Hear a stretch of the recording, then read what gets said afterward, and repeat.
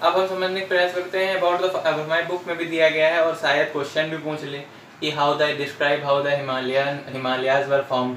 तो हमें तो बेसिक सा आंसर लिखना है, पर कुछ समझ लेते हैं उससे पहले, उसको लिखने से पहले, ठीक है, कि हाउ हिमालयाज वर फॉर्म्ड। तो अब इसको हम समझने का प्रयास करते हैं थोड़ा सा प्लेट टेक्टोनिक थ्योरी का यूज करके। Plate tectonic theory states that our earth crust is formed of 7 major and several other minor plates, ठीक है, which are in motion over the asthenosphere, जो कि एस्थेनोस्फेयर जो कि सेमी मोल्टेन था, अभी पहले पढ़े थे, मतलब मोल्टेन था, सेमी सॉलिड था, उस पर ये प्लेट्स मूवमेंट में रहती धीरे धीरे।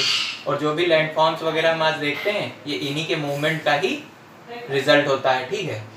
तो जैसे कि हमने पहले बताया कि ये सब अलग अलग मतलब ये पूरा एक सुपर कॉन्टिनेंट था जिसको पैंजिया कहा गया, पैंथालासा था बाकी जो समुद्र उसको कहा गया, ठीक है।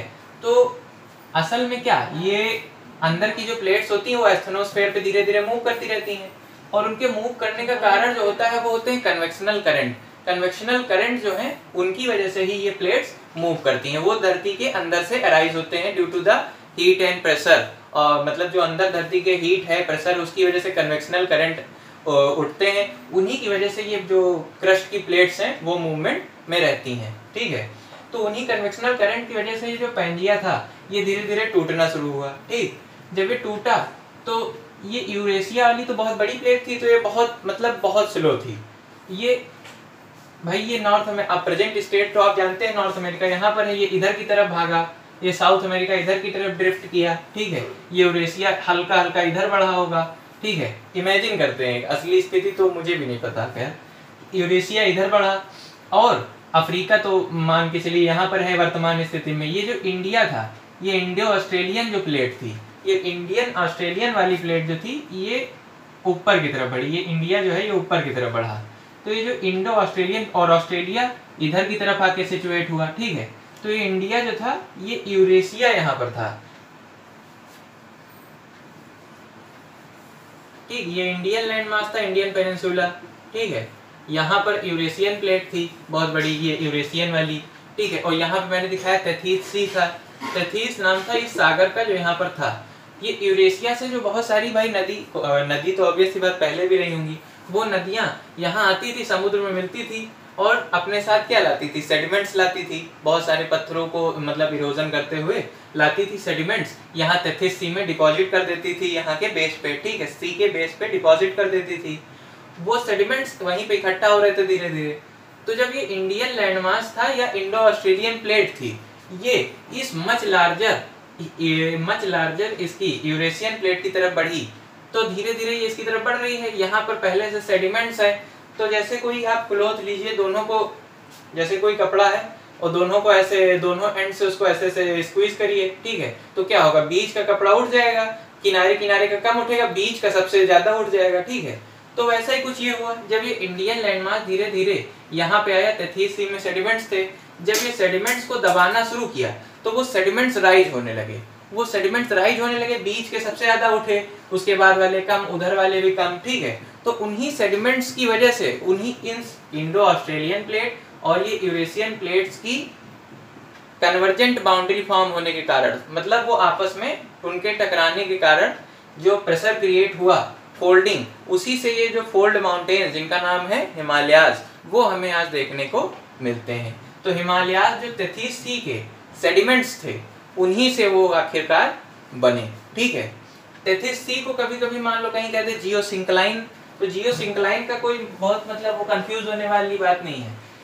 जैसे ये होता है, जैसे साउंड वेव देखते हैं, ये होता है, ये होता है, ठीक है।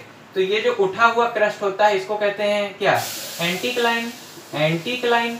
और ये जो डिप्रेशन मतलब गड्ढा टाइप का जो रीजन होता है, जैसे कहते हैं कि सिंक देखी होगी आपने अपने वाश बेसिन, ठीक है, बेसिन कह लें या सिंक कह लें। तो सिंक क्या है, उसके अंदर हाथ ऐसे धुलते हैं, गड्ढा टाइप का होता है, तो ये जो होता है इसको कहते हैं सिंक लाइन, सिंक से याद रखिए सिंक लाइन। और ये जो उठा हुआ पोर्शन इसको कहते हैं एंटीक्लाइन। तो जियो सिंक्लाइन मतलब, जियो मतलब क्या कह सकते हैं, जमीन, ठीक है। तो जमीन में जो घुसा हुआ हिस्सा था उसी को तेथीस जियो सिंक्लाइन कहते हैं। ये जो रेस पोर्शन हुआ इसको कहते हैं हम लोग एंटीक्लाइन, और ये जो डिप्रेशन वाला पोर्शन हुआ यानी कि सिंक की तरह गड्ढे जैसा, वो हुआ सिंक्लाइन, जिसमें हाथ धोते हैं उस तरह समझिए, याद रखिए, ठीक है, सिंक्लाइन। तो ये जो तेथिस था इसको सी के अलावा जियोसिंक्लाइन भी हम लोग कह सकते हैं। तो इंडियन लैंडमास यानी इंडियन पेनिनसुला या इंडियन प्लेट के टर्म, प्लेट टेक्टोनिक्स के टर्म में बात करें तो कह दो Indo Australian plate Eurasian plate से जब धीरे धीरे टकराने लगी तो जो तेथिस सी में सेडिमेंट्स थे वो राइज होने लगे, और उन्हीं सेडिमेंट्स की वजह से, राइज होने की वजह से हमारा हिमालयाज बना, ठीक है, बने, ठीक है, हिमालयाज बने। अब जब हिमालयाज बन गए भाई बारिश होगी तो ऊपर से जो, और हाँ जैसे कि कैसे समझाएं,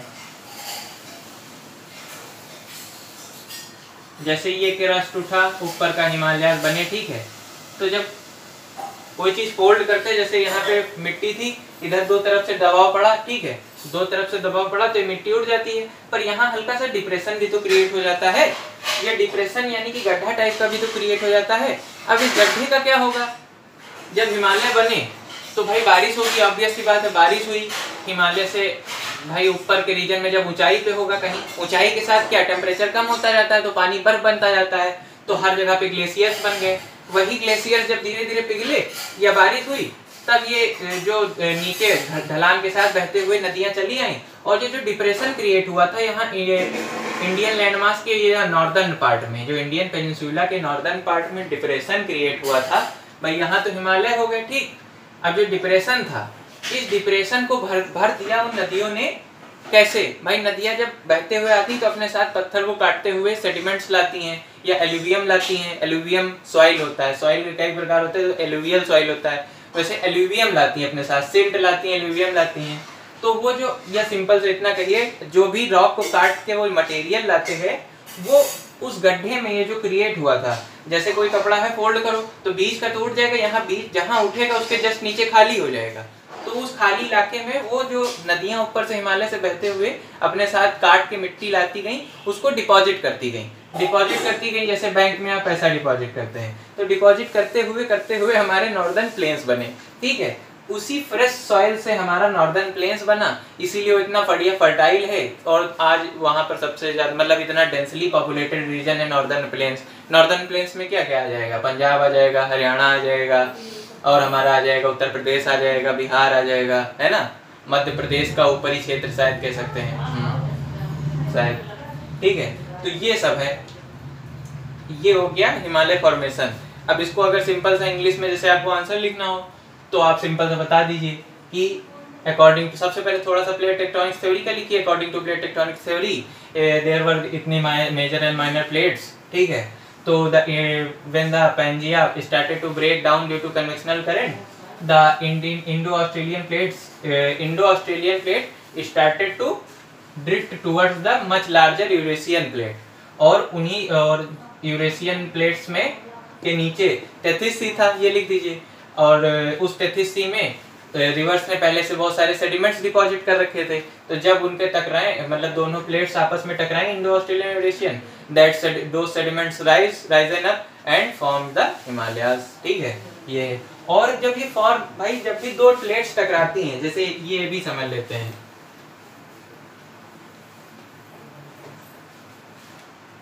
जब भी दो प्लेट्स टकराती हैं तो तीन केस पॉसिबल होते हैं। जैसे मान लीजिए ये दो प्लेट हैं, एक ये प्लेट एक ये प्लेट, तो जब भी ये दो प्लेट आपस में टकराएंगी, मतलब टकराए कह लीजिए या मूवमेंट होता है, तो तीन तरह का, एक ये प्लेट इसकी तरफ आ रही, ये प्लेट इसकी तरफ आ रही, तो किस तरह की, मतलब ये क्या हो रही, कन्वर्ज हो रही ना, मतलब एक दूसरे की तरफ आ रही, कन्वर्ज हो रही। तो ये जो बाउंड्री बनेगी इनकी, इसको क्या कहेंगे, इसको कहेंगे कन्वर्जेंट बाउंड्री। जब दो प्लेट एक दूसरे से अलग जाएंगी, ये अलग जा रही, मान लो ये पहले पास पास थी फिर दूर जाने लगी, तो बीच में वैली टाइप क्रिएट हो जाएगी, ठीक है। तो इसको क्या कहेंगे, ये केस, ये आपस से डाइवर्ज हो रही, मतलब दूर जा रही, तो इसको कहेंगे डाइवर्जेंट बाउंड्री, ठीक है। और तीसरा केस होता है, मतलब एक प्लेट ये है, एक प्लेट उसके ऊपर से गुजर गई, एक प्लेट ये इधर गई, ये इधर चली गई, ठीक है, मतलब एक के ऊपर स्लाइड कर गई ऐसे अलग, तो इसको कहते हैं क्या, इसको कहते हैं मतलब आपस में टकराई नहीं ना, एक दूसरे से डायरेक्टली ऐसे दूर हुई, मतलब एक के ऊपर एक ऐसे स्लाइड कर गई, ठीक है, इसको कहते हैं हम लोग ट्रांसफॉर्म बाउंड्री। तो जैसे एग्जाम में क्वेश्चन पूछे प्लेट्स कितने तरह की बाउंड्री बनाती हैं, तो बता दीजिए तीन तरह की बाउंड्री बनाती हैं, convergent boundary, divergent boundary, transform boundary, figure बना दीजिए, है ना, ये हो गया। जब कन्वर्जेंट बाउंड्री बनाती हैं तो यहाँ पर क्या कन्वर्जेंट बाउंड्री का केस था, जब Indo Australian plate Eurasian plate की तरफ बढ़ी तो भाई कन्वर्ज हो रही ना एक दूसरे की तरफ। लेकिन जो इंडियन पेनिनसुला वाला था पार्ट, वो प्लेट या इंडियन प्लेट जो थी, कह सकते हैं पेनिनसुला नहीं इंडियन प्लेट कहिए, प्लेट टेक्टोनिक्स के टर्म में बात हो रही तो प्लेट, भाई नीचे प्लेट्स मूव करती हैं तो उनके ऊपर का जो लैंड मास है वो भी मूव करता है। तो जब इंडियन प्लेट यूरेशियन प्लेट की तरफ बढ़ी, इंडियन प्लेट हमारी ज्यादा भारी थी और भारी चीज जल्दी डूबती है, हल्की चीज उतराया करती है, ठीक है। तो इंडियन प्लेट हमारी यूरेशियन प्लेट के नीचे सबडक्ट होने लगी और वो आज भी सबडक्ट हो रही है इसी। और जब कोई चीज सबडक्ट होगी, भाई ये दबाव पड़ रहा है, हिमालय ऊपर की तरफ उठ रहे हैं, तो इसीलिए अभी भी हिमालय की हाइट धीरे धीरे बढ़ ही रही है, क्योंकि इंडियन प्लेट जो है, ये मान लीजिए ये इंडियन प्लेट है, ये यूरेशियन प्लेट है, तो ये इंडियन प्लेट नीचे की तरफ धंस रही है, ये धंस रही तो हिमालय की हाइट बढ़ रही है, ठीक है। मतलब सबडक्ट कौन सी हो रही, इंडियन प्लेट, क्योंकि इंडियन प्लेट ज्यादा डेंसर थी या ज्यादा वजनदार थी, कह सकते हैं डेंस घनी थी, है ना। ये हो गया।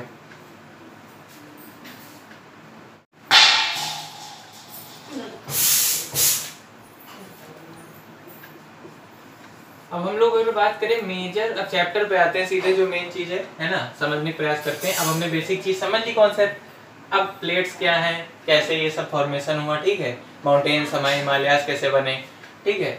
और प्लेट्स की फोल्डिंग की वजह से प्लेट्स क्या फोल्ड हो रही थी, मतलब फोल्डिंग मतलब जब दो प्लेट्स ऐसे आती हैं फोल्ड होने लगता है ऊपर का मटेरियल, ठीक है, या मटेरियल जो सेडिमेंट है वो राइज कर जाता है, तो फोल्डिंग, क्योंकि प्लेट्स की फोल्डिंग की वजह से हिमालयास बने। तो हिमालयास को क्या कहते हैं, यंग फोल्ड माउंटेन्स, मतलब कि एक तो यंग है क्योंकि मतलब भाई पेनिनसुला के बहुत बाद में बने तो यंग कह दिया गया, ठीक है, और फोल्डिंग की वजह से बने तो इसलिए यंग फोल्ड माउंटेन्स कहा जाता है हमारे हिमालयास को, है ना। अब मेजर फिजियोग्राफिक डिविजन्स कौन सी हैं, फिजियोग्राफिक डिविजन्स कहाँ की, इंडिया की। तो सबसे पहले हम लोग बात करेंगे इसकी, द हिमालयास की बात करेंगे, ठीक। सेकंड नंबर पे बात होगी किसकी, सेकंड नंबर पे बात होगी हमारे नॉर्दर्न प्लेन्स की, नॉर्दर्न प्लेन्स की बात करेंगे। तीसरे नंबर पे बात होगी पेनिनसुलर प्लेट्यू की।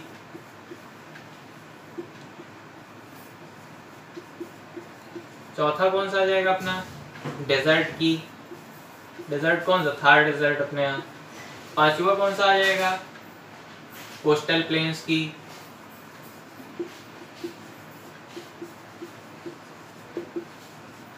छठा कौन सा आ जाएगा अपना, आइलैंड्स। हमारे आइलैंड्स भी हैं इसलिए हम आइलैंड्स की भी बात करेंगे, मतलब हमारी कंट्री के जो भी हैं उनकी बात की जाएगी, ठीक है। तो इनके बारे में सबसे पहले हम लोग बात करते हैं किसकी, हिमालयन माउंटेन्स की, ठीक है।